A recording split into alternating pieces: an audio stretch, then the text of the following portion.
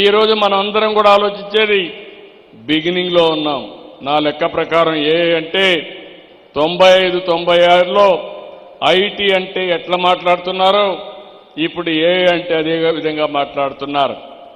కానీ నేను ఆలోచించేది ప్రపంచానికే భారతదేశం నాయకత్వం ఇస్తుంది. అందులో ఇక్కడుండే ఈ పిల్లలే రేపు రాబోయే రోజుల్లో ఏఐలో ప్రపంచానికే నాయకత్వం ఇవ్వబోతున్నారు.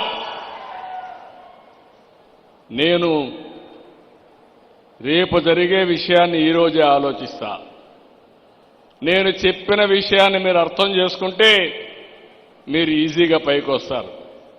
లేదు సిబిఐ అన్నిటినీ చెప్తాడు, మా పని మేము చేసుకుంటామంటే మీరు అక్కడే ఉంటారు.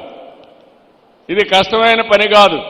నేను మళ్ళీ అందరికీ చెప్తున్నా, నేను ఆలోచించేది మనం కానీ సిన్సియర్గా ప్రయత్నం చేస్తే ఈరోజు ప్రపంచంలో ఎక్కడికో పోవాల్సిన పని లేదు. నేను అందుకే చెప్పాను, టెక్నాలజీ కానీ మనం నేర్చుకుని think globally, act globally, location is not the constraint. మీ ఊర్లో మీరు కూర్చొని ఒక స్టార్టప్ కంపెనీ పెట్టి నాలెడ్జ్ ఎకానమీలో ప్రపంచానికి సేవలు అందించే పరిస్థితి వస్తుంది.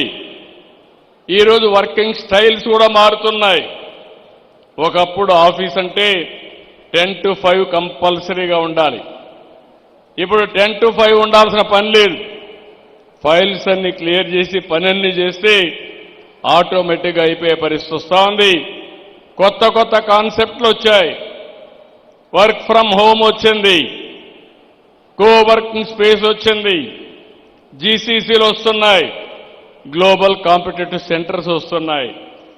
ఇంకో పక్క ఐటీ అనేది మన జీవితంలో భాగమైపోయింది. ఈ విషయం కూడా మీరు గుర్తుపెట్టుకోవాలి.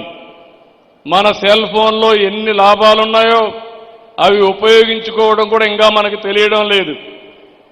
ఒక సెల్ ఫోన్ ఉంటే చాలు, ప్రపంచంలో ఎక్కడికైనా పోవచ్చు, ఎక్కడైనా సర్వైవ్ కావచ్చు, ఏ పని కావాలన్నా చేసుకునే అవకాశం ఉంటుంది.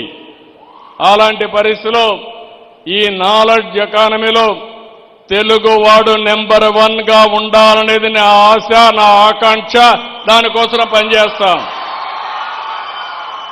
దీనికి మీరు సిద్ధమా అని అడుగుతున్నా ఇక్కడుండే స్టూడెంట్స్ అందరినీ. ఆ కార్యక్రమంలో దీనివల్ల మీరు ఒక్కసారి చూస్తే భవిష్యత్తులో రిసోర్సెస్ని ప్రాపర్గా ఉపయోగించుకునే పరిస్థితి వస్తుంది. ఇంకో పక్క ఇది బిగినింగ్ మాత్రం. యూస్ కేసెస్ చాలా చేయాలి. తొందరలోనే గవర్నమెంట్ ఆఫ్ ఆంధ్రప్రదేశ్ ఆలోచిస్తున్నాం. దేశంలో మొట్టమొదటిసారిగా శాండ్ బాక్సులు క్రియేట్ చేస్తాం. గవర్నమెంట్ ఇన్ఫర్మేషన్ పెడతాం.